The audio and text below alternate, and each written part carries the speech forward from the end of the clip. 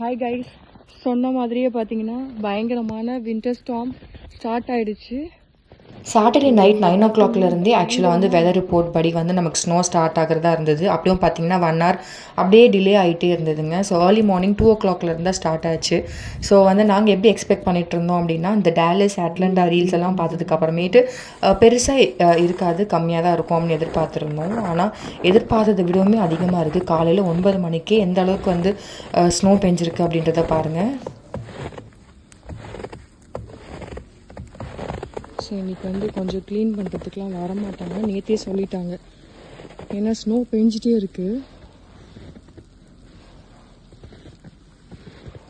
பயங்கர குளிருங்க, சரியான குளிர்.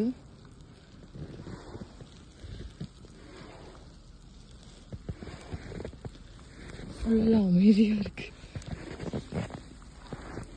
எவ்வளோ உள்ளே போகுது பாருங்க ஆழம். காலையிலே இவ்வளோ ஆழம் வந்துருச்சு.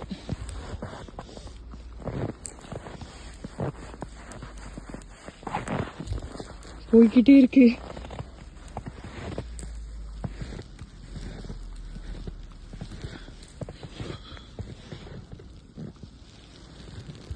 நல்ல ஃபைன் பவுடராக கொட்டிக்கிட்டே இருக்கு, ஒரு நிமிஷம் கூட விடவே இல்லை.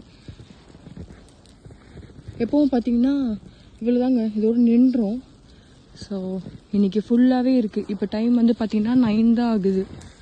பாருங்க, நான் காட்டுறேன் எவ்வளோ இது வரைக்கும் வந்திருக்குங்க.